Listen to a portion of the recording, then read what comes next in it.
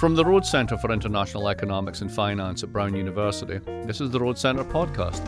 I'm the director of the centre and your host, Mark Blyth. About a decade ago, economists Christoph Lachner and Branko Milanovic produced a graph from their research that went viral. It got the nickname based on the shape it makes, the elephant curve.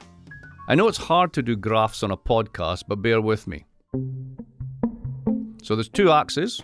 The horizontal axis showed the percentile of the global income distribution one occupies. The vertical axis was real income growth. It showed that between 1988 and 2008, there was a ton of income growth at the bottom of the global distribution, mainly located in China and East Asia, and a ton at the very top, which was the 1%. What was interesting was the middle. The upper working classes and lower middle classes of the West, they got squeezed. And today, nearly 20 years later, that squeeze has only gotten worse. As soon as I saw it, I thought this was a sign of trouble brewing, and so it proved to be, but not in the direction I expected. With a few exceptions, inequality, which is what this thing's measuring, never seems to be a topic around which our politics gets organised, despite its importance, and despite the fact that it worsens over time. So on this episode, another puzzle episode if you will, I'm going to talk with two folks who know much more than I do about this topic, and try and get a better sense of why that is. Later on, you'll hear from one of the co-creators of the elephant curve, Branko Milanovic. But to start, I spoke with Charlotte Kavai, an assistant professor of public policy at the University of Michigan's Gerald Ford School of Public Policy, and author of the great book, Fair Enough, Support for Redistribution in the Age of Inequality. Here's our conversation.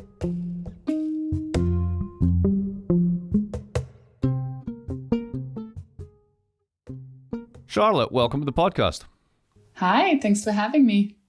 So I brought you on because I wanted to do an episode on inequality. And essentially, as I've just said in the intro, why isn't it more politicized, right?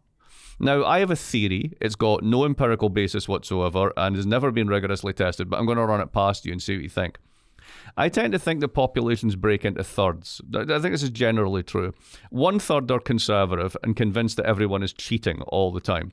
1/3 are liberal, and they're kind of convinced that the world is stacked against certain groups, and therefore you need to redistribute towards those groups. And 1/3 are in the middle. They could be convinced either way, or they don't care.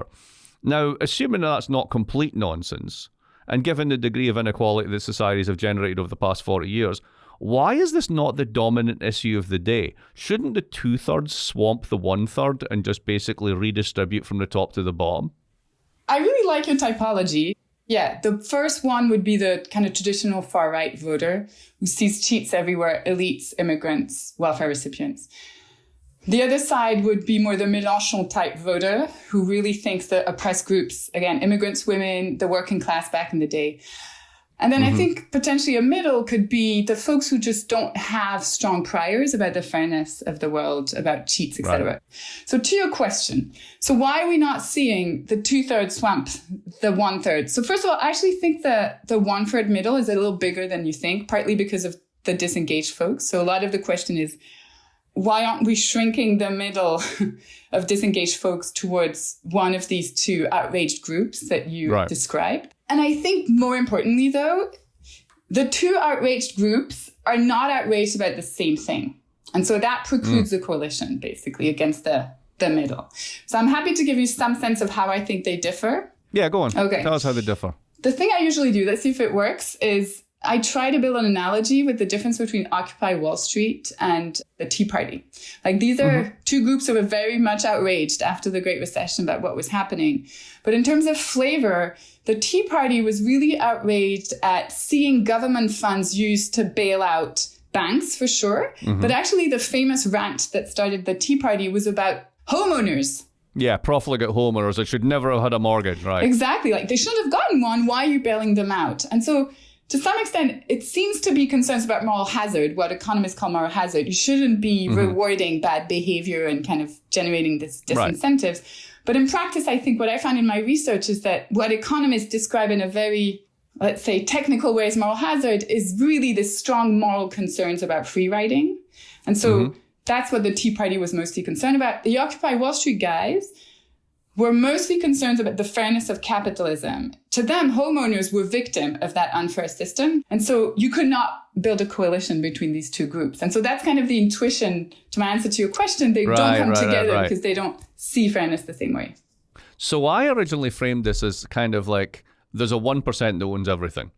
And why aren't we going after it, right? Why is it okay that America has more billionaires and we think that that's okay? They don't pay any taxes, et cetera, et cetera. Surely there's 2/3 of the people there that could kind of get together and say, no, give us some of the cash, right? And what you're saying is actually, no, there's a polarization, and they both believe, in a sense, not so much in redistribution, but they have problems they want to solve. And the problems are so orthogonally different that even though it's about inequality, they can never agree on what to do with it. Is that a good summary?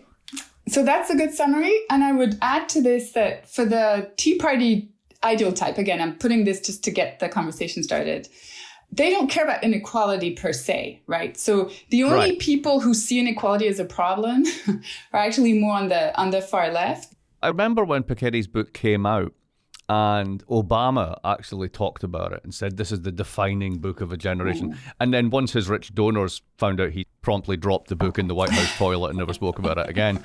But nonetheless, that was a thing for a moment.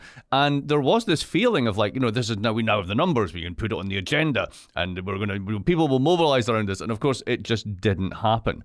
But what you point to is there is something here, and it's about fairness. It's about different conceptions of fairness.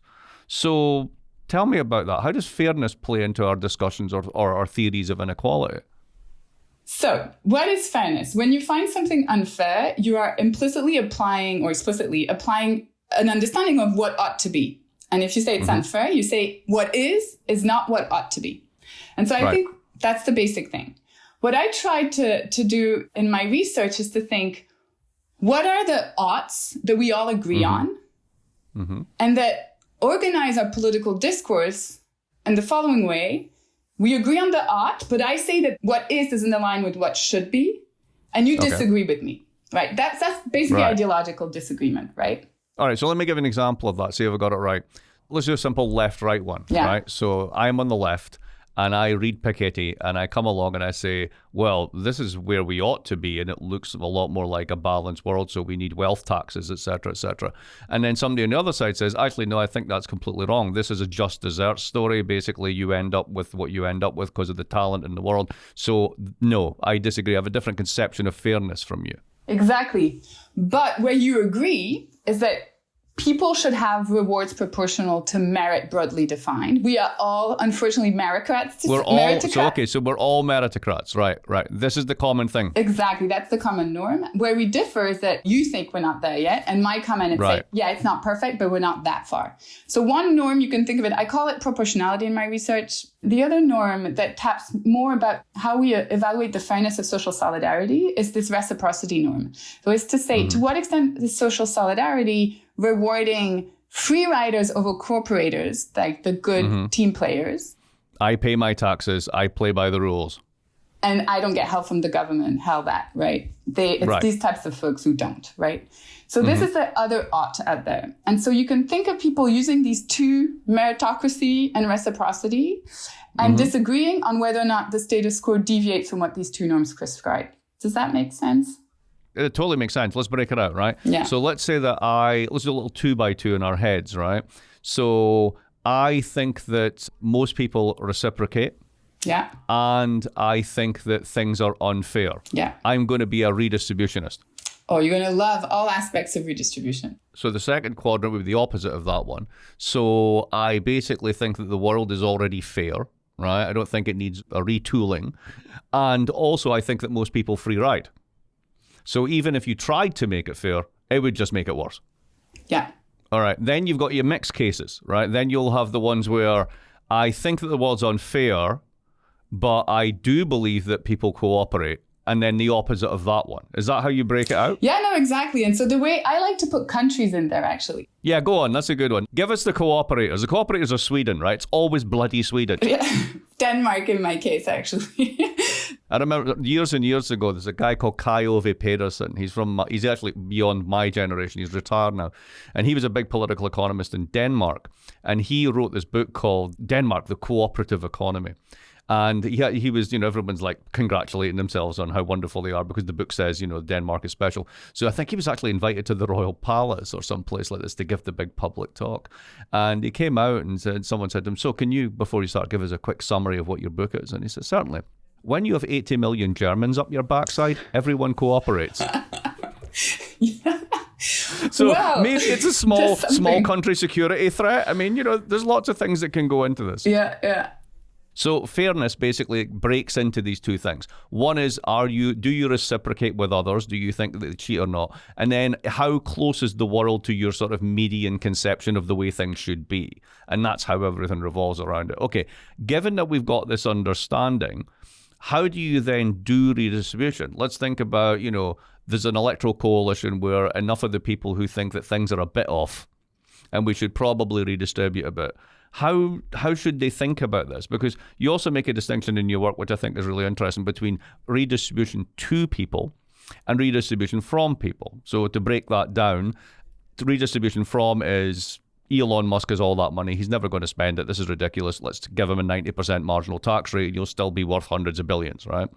And then the redistribution to people is, well, obviously these groups, this particular group, just this group, they deserve compensation for historical injustice or whatever it is. Now, that makes sense to me, but at the same time, in order to do redistribution to, you've obviously going to have to take something from someone else. It's always redistribution. It doesn't come out de novo. How should we think about this? So two thoughts. So one is the redistribution from versus redistribution to. I partly came out with these expressions because I wanted to show that asking people about, do you support redistribution from the rich to the poor, was mixing things together. So it's partly an artifact of this other question that was asking. What I mean by that, it's less specifically taking from the rich to give to the poor separately. It's really redistribution from is what I call the Piketty type redistribution, which is fundamental reforms that affect the foundations of institutions that generate market income. All right, so it's pre-distribution effects in a sense. Yeah, I think you can think of pre-redistribution and taxation if it's progressive. Right, got it. Redistribution, too, is debates over the generosity of social solidarity. By definition, social solidarity is going to benefit some more than others because of class inequality and health and unemployment risk, etc.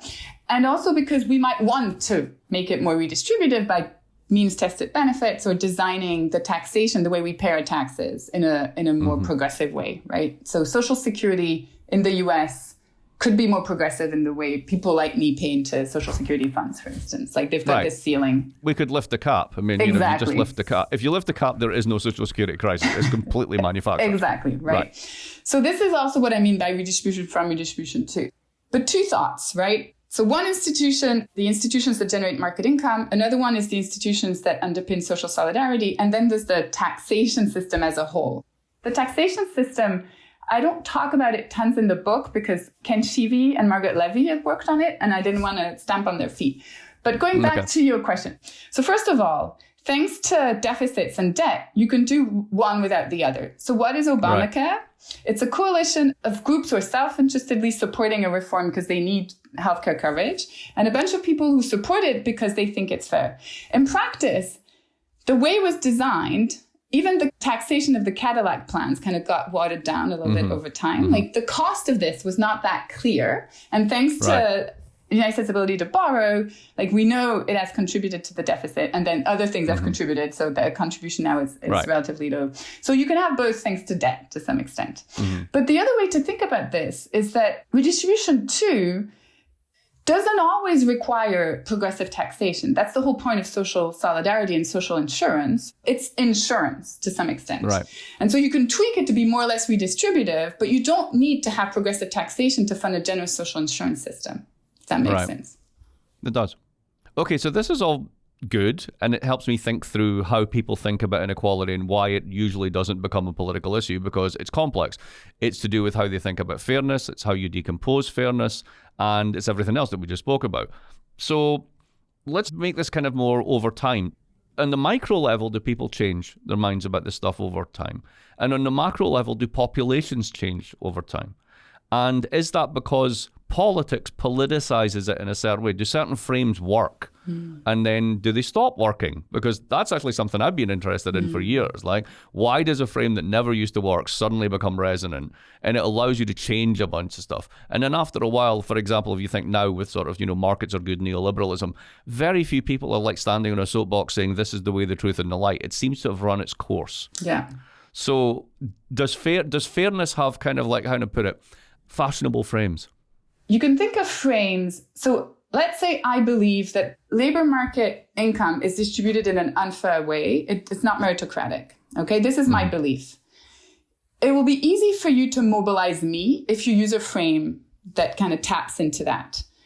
The issue, you will mobilize someone who already is mostly on board, right? So that's why I think frames at the individual level, when we use them in surveys, you see how someone like me, if you use that frame, will maybe increase my support for redistribution in this context.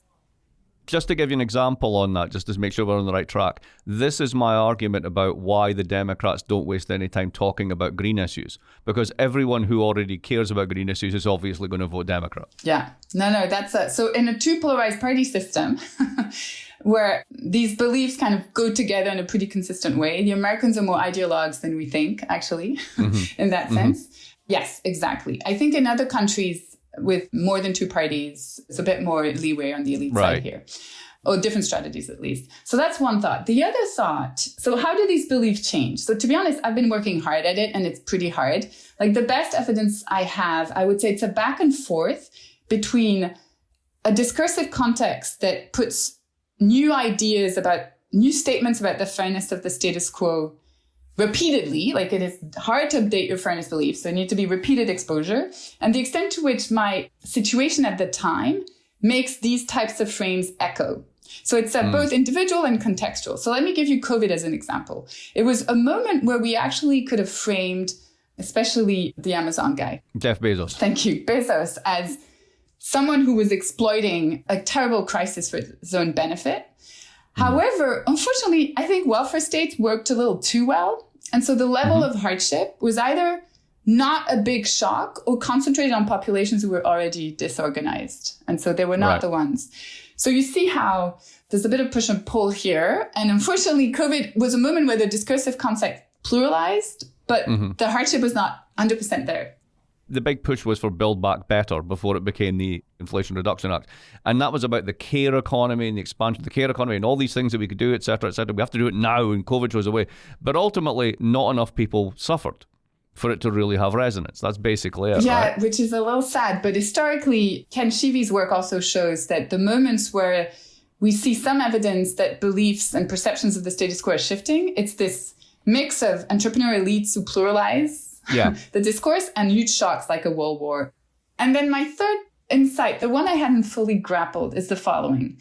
So we've got these norms like meritocracy, which better applies to the rat race of trying to get the most income that you can because you work hard and you've got talent and you've got skills. And this reciprocity, which is more about to what extent am I willing to contribute to this collective effort because I think it's the right type of people getting out of it, something good out of it, right? I think what I've not fully grasped is that there was a time where market institutions or the institutions that shape market income were talked about from a perspective of cooperation and interdependence. So when we used to set wages based on seniority, it was this idea that they've paid into the production of goods for a long enough time and they deserve a bit more towards the end. For instance, where Obama tried to say, you did not build this. I can't remember exactly how he said it, right? But remember, he was trying to say to rich people... And it was picked up by Elizabeth Warren. Elizabeth Warren really banged that one to death. You didn't build that road. You didn't build that school that educated the workers that you used to make your money. That exactly. Sort of stuff. It's not a rat race just based on your talent. The race is structured around public goods. And so you ought to give back in a way that's not just about whether or not you deserve your income. And when he tried, he got kind of... I mean, Elizabeth Warren, I keep talking, but Obama kind of withdrew that kind of narrative. Absolutely. Trial balloon, done. Well, that's it. Yeah, we're out. Yeah. So there was a time where you could talk about market income inequality, both from a meritocracy norm and from a reciprocity norm. And I think what neoliberalism is the crowding out of reciprocity concerns from critiques of the market. That's how I think about this. Oh, that's a nice way of thinking about it. Right. Yeah. So basically, you just don't have that concern about to give you a seniority example, you've been in the company longer, you deserve a bit more. That's just gone. It's simply what you bring. It's what I say when I sometimes meet my wife for a drink. I'll just sit down at the table in front of her and say, so Jules, what do you think you can bring to the company? Exactly. So that, but also like, even though I acknowledge that maybe, yes, you have less talent and your skills are less valuable, but my skills are only valuable if I work in cooperation with you. They're nothing. And so to that sense, I think I... Yeah, that's gone. It's being hyper-individualized. Exactly. So let's bring all that around then, right? You've got these complex norms of fairness, which we can disaggregate into sort of, the norm regarding fairness itself and then the reciprocity component. How does salience get into this? Like, when does this become important to you? Is it really just when there's like moments when the shit hits the fan and everyone goes, right? Is that when you start to care about these things? Or are there other triggers for the salience of these issues?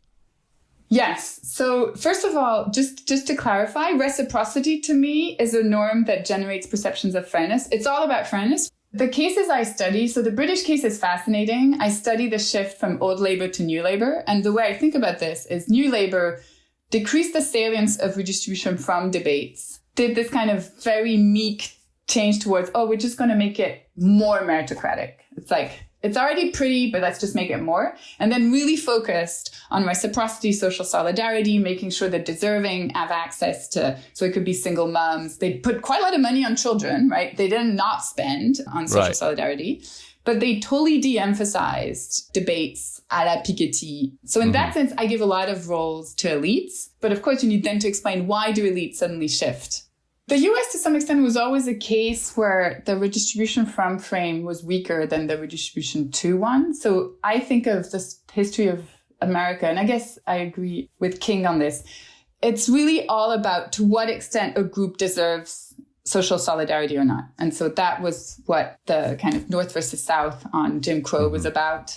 That's what Obamacare was about to some extent. So to me, a lot of American history is about redistribution from, and like how generous and how extensive should social solidarity be. And so it was always a little weak on the redistribution from part. In terms of how beliefs about the fairness of the status quo, as shaped by reciprocity, and I'm going to call it meritocracy in the context of this podcast. So they've become, because of the two parties have polarized, to some extent, the two go more and more together. Hold on, unpack that for me. Because they've become polarized, they become more together? So in a polarized two-party system, knowing your beliefs about the fairness of the status quo as defined by the reciprocity norm tells me a lot about what you think on the other norm. So that's what I mean. They go increasingly together, which is if you have pro-redistribution fairness beliefs in terms of social solidarity, you will also have them when it comes to redistribution from, when it comes to meritocracy. That's more and more correlated. Ultimately, in the US, though, most people believe this idea that we just want a meritocratic system and we just want to make it more meritocratic. So they're not very radical in their critique of pre-redistribution and of capitalism. A lot of the differences are really on social solidarity and how extensive and generous it should be. And so what is really interesting is that this is, to me, one of the major ideological differences in the US today. What is the result is that the more politically engaged folks tend to actually be middle to high income. And so they develop pretty, if you're a Republican, pretty anti-redistribution beliefs about moral hazard, free riding. But on the Democrat side, you have these, what we call bleeding heart liberals, these high income Democrats who actually think moral hazard is not an issue. There are no free riders. We need to extend the generosity of social benefits. And so I joke that in the American context, it's not about these poor people voting against their interests. It's these rich Democrats who are looking a little too liberal on economic issues. This is only true at the national level. The way they behave at the local level is very different, of course. So let's bring it all back to where we started then, right? I suggested 1/3, 1/3, 1/3. And you broke out the middle third and fattened it up a little bit and said it's actually about polarization in the tails. They can't actually get their act together to ever agree on anything. So you don't get a coalition that really tries to change these things. We've also learned that what people care about is meritocracy in the sense, and they care about reciprocity as well as two sides of this norm of fairness that does the work here in terms of how we think about it. That these things change slowly. They change over time. Sometimes they change because of political action, but sometimes it's happenstance, luck, a big economic shock, some entrepreneurship. It's inherently unpredictable how they shift. So they tend to just trend along. But we've seen during the neoliberal period, in both the UK and the US and some other places, the reciprocity norm in particular has been downplayed. Is there any sign of that changing? Not really. The problem with my type of research is I'm backward looking, and it's only when a trend is truly a trend that I tell you, it's happening, It's too late. I thought COVID would be a time, didn't see it happened. And then I thought, okay, I think it's because not enough hardship. I've been following how kind of far left groups are talking about capitalism. I'm not seeing a innovation in how they're criticizing capitalism, which makes me, I'm not this pluralist context. The third reason why I'm not super optimistic is that I do think, to the extent that we have enough free trade at the global level, but also within the European Union, like this bloc is built on that. If you are trading and you have also pretty integrated capital markets, I don't see how your incentives would be to kind of talk about new critiques of markets, basically. Like, right. I do think. And the third thing is that ultimately, and this is where I agree with Piketty on the Brahman and merchants argument. Like, I do think center-left parties are stuck with middle to upper middle class and donors who are fine with some redistribution, but they're fine about making social solidarity more generous. They're not on board for the more radical solutions to inequality, which are the ones that get at pre-distribution, taxation of wealth, etc. Right. So to give an example, I'm a donor to Labour just now. I'd love to have better workers' rights, better gender protections. I'd like to have a bunch of things that don't really cost that much money. We could do a little bit more on unemployment benefit and so on and so forth. Maybe a bit of labour mobility and training would be a good idea. I'd be willing to pay a little bit more tax for that, but you can forget putting a wealth tax out there. Yeah, basically. And it's funny that we haven't mentioned self-interest in the entire conversation, but at the end of it, it always reappears. Of course. When stakes are high and you know for sure a policy is going to affect you, you're not going to like it. That's when you think about yourself. Yeah. And when the stakes are low and the uncertainty is high, you can be as generous as you want. Exactly. And in order to be generous, you draw on your fairness beliefs. This has been great. This has been super helpful. I'm going to take one of the last things that you said there, alternative models. Are there other ways of thinking about this? And I'm going to bring that into the next conversation. Thanks good. A lot. Thank you so much.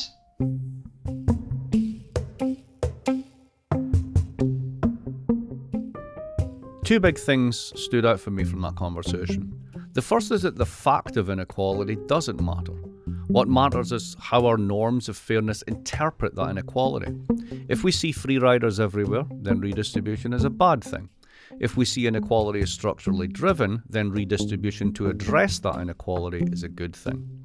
Second, it's hard to generate a coalition around inequality given that it signifies two very different things to do very different constituencies.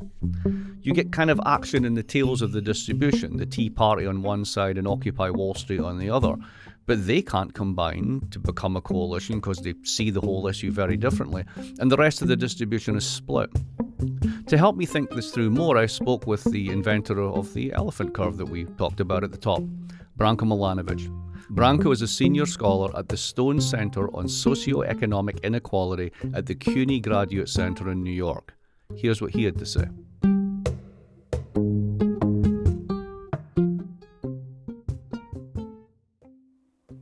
Branko, welcome to the podcast. It's great to talk to you again. Well, Mark, it's of course always a pleasure. So we're talking about something that you've been writing about for a very long time, inequality. And I'm interested in why inequality, which academics seem to think is a big problem, doesn't seem to generate sustainable political movements, at least in rich democracies. Is that your sense as well? How do you think about the relationship between inequality and sort of politics in general? Let me start a little bit with a part that I discuss in my book, In Visions of Inequality. I discuss why inequality was really not a big topic in economics in those days. I'm talking about 1970s, 80s, 90s, because of the competition with the Soviet Union. There was a claim on the West, in the West side, that basically there are no social classes. So, everybody can become rich, mobility is high, and so on. Inequality, on the other hand, also went down. And there was really rejection of study of inequality per se in economics because essentially there was a representative agent. Everybody was an agent within whatever income or wealth you have and so forth. Now, that has indeed changed in the 21st century, in part because of the global financial crisis, the realization that so many people have made money, people who are responsible were not punished, and all that. So it really kind of changed, and the movement, the top 1% movement, sort of brought it into popular attention. Now, but that's really the big question that you ask. Why really has not stuck that as an issue in the political arena? The answer is that inequality is a diffuse topic. It does not have sharpness of a single issue. And then when it's diffuse topic, different people think of that differently and cannot really, cannot really create a coalition that would have one clear objective. I have to admit, inequality is not a clear objective. When you say, I want the minimum wage to be, $12.50, it's a clear objective. Right. So it's diffuse, so it's hard to mobilize around. It means different things to different people. That jives very much with what Charlotte Kavai said earlier. So let's push this a little bit further. One moment where it did seem to have a bit of political impact, and it was actually your work from just over a decade ago, was the elephant chart. Yes. So for the people who are listening, the elephant chart was essentially a mapping of the global income distribution. And what it showed was that most of the growth had been in what we now call the global south, qua East Asia. That at the top end, the returns had been pretty good. That's your top 1%.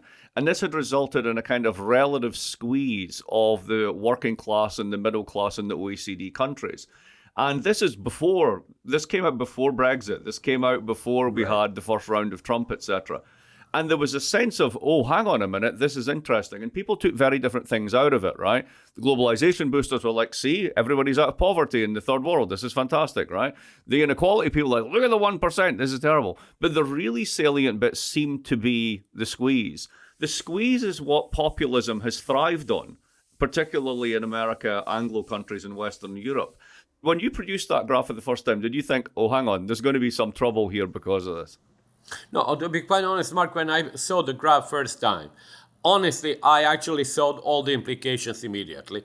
Because the advantage of this graph is that it really plays on your tacit or implicit knowledge. In other words, I think like many graphs, it is powerful to the extent that it gives a numerical presentation to something that you intuitively already know.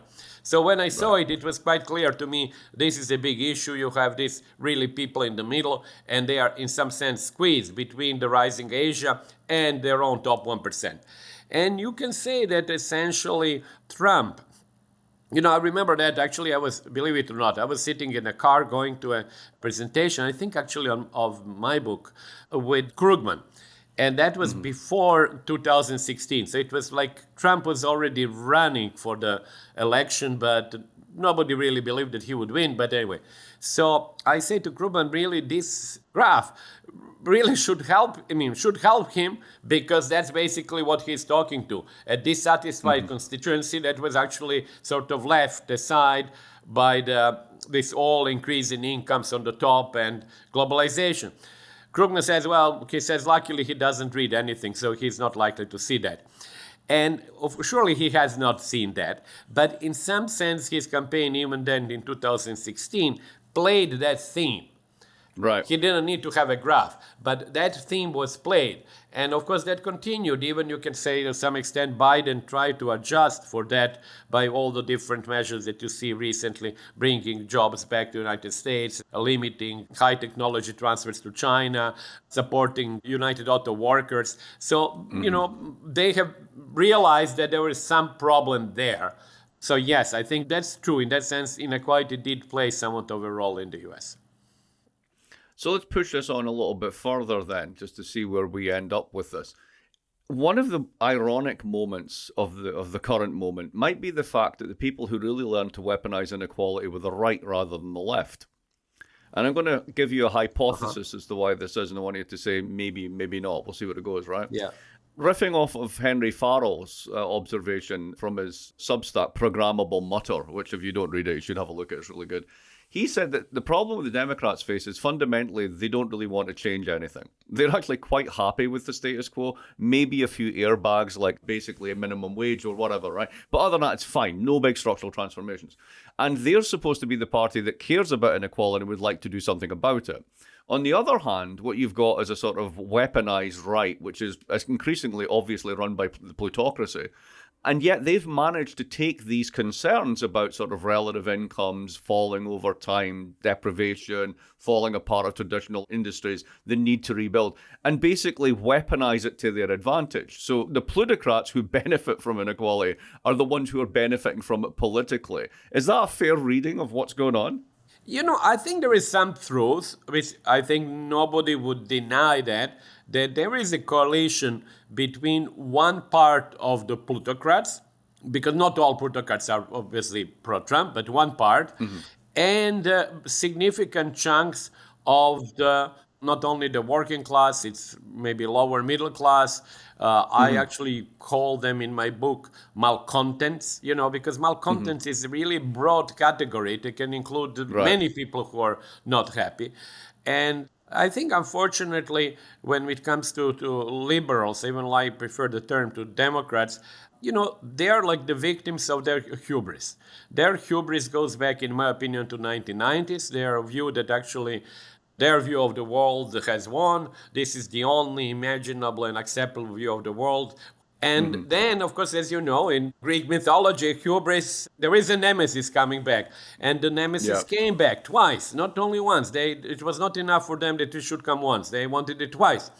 And I'm afraid, actually, they will get it the third time, because it doesn't seem to me that there is much learning happening. And when I criticize them, they get angry because they say, well, now really whom you should criticize is Trump. And it's true. But if you don't really absorb and accept and look at what are the errors of the past, you're just going to keep on repeating it forever.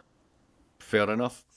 Another thing that's interesting on this, let's say, for example, we could wave a magic wand and just magically reduce the Gini coefficient or the Thiel statistic or whatever for the United States.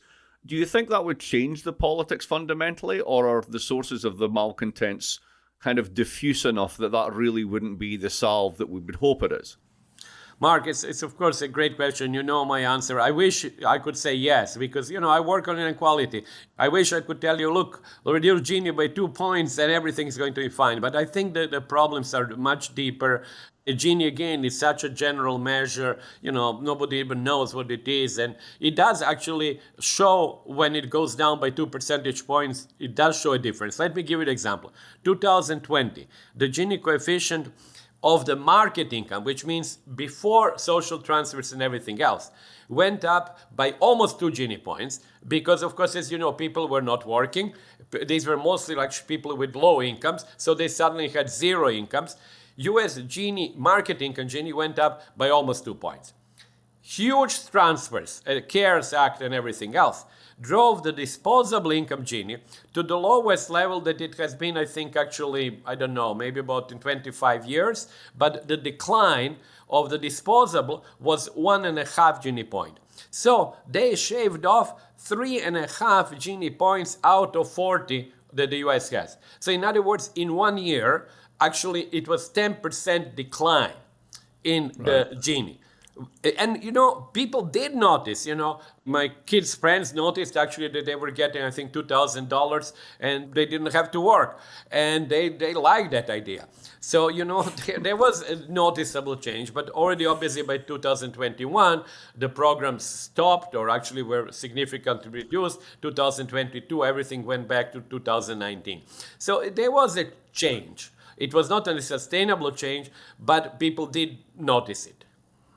And of course, the attempt to actually redistribute in that way produced the backlash that basically got them out of power in a weird way. So again, no good deed goes unpunished. Just one question on this. Should we think less about inequality and think more about what some people call precarity? Is it really sort of the conditions in which we live and the fragility of those conditions rather than the level of inequality that might be driving a lot of this? Yeah, I agree with that. Of course, there is this whole literature of, precarious jobs and multiple jobs, gig jobs that people have to do Yep. and all of that.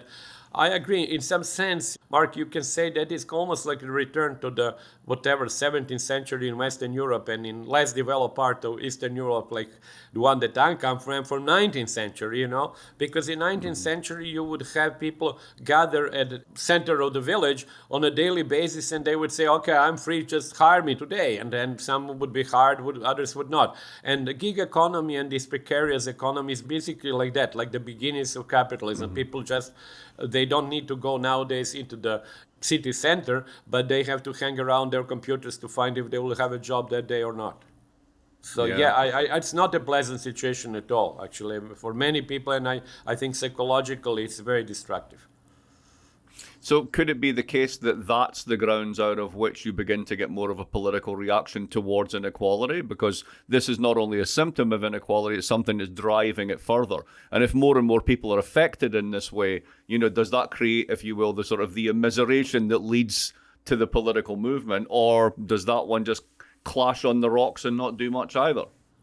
Yeah, I think if you were to put all of this, significant number of these things together, I think you could start by making a difference. But of course, there are some elements which are due to the perception that some incomes are really out of the ordinary, that they should be controlled, and that the power that comes with such incomes and wealth is to be reined in. So, there is also work on the very top. But let me only say one word there. I'm much more in favor of what you said, actually, in working maybe on precarious jobs than seeing every problem as something in search of a tax solution. I think people have become allergic to just imposing taxes on everything which moves. The tax rates in the Western world are already very high. People are not really very happy to pay them. And if you just sort of come with proposals that you want to tax everything, they don't like it. Even people with moderate incomes, they're just, honestly, I think they're just sort of fed up. This is not, and you know that, Mark, better now, this is not the Europe of 1960 that you would actually tax and people believe in the government and stuff like that. This is the new world that they know that the government is going to rip them off and they don't like to pay it.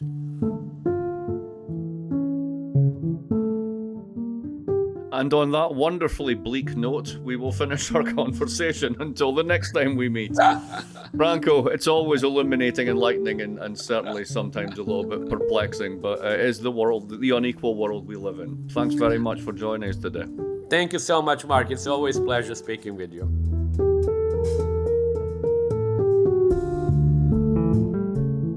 So what's the take home on all of this? First, as Branko points out, mainstream politicians and the economic theories that they draw upon were quite blind both to the existence of inequality and actually their role in generating it. The second is that while rising inequality is a massive driver of populist anger, simply reducing the level of inequality is not going to put those politics back in the bottle. The third is that in societies where top earners have a hugely disproportionate amount of income and wealth, and governments tax and spend, and in some countries redistribute quite a lot, there really are limits to what tax policy can do. The fourth one, and this may be the real issue here, not just for the mobilization itself, but for understanding it. It goes back to Charlotte's insights about the micro level. How our views of inequality as individuals shape how we feel about it. That's really important. In a world of increasingly precarious employment, short-term contracts, platform work and uncertainty, that's when and where inequality bites, through generating precariousness and uncertainty in our lives. But does it bite hard enough and broadly enough to produce a sustained political response? The jury's still out on that one.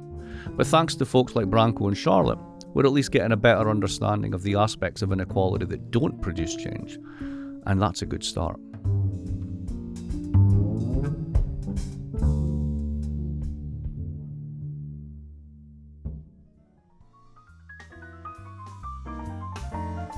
This episode was produced by Dan Richards and Zach Hirsch, with production assistance from Sabrina Clement. If you like this episode, leave us a rating and a review on Apple, Spotify, or wherever you listen. And be sure to subscribe to the show while you're at it. We'll be back soon with another episode of the Road Centre podcast. Thanks for listening.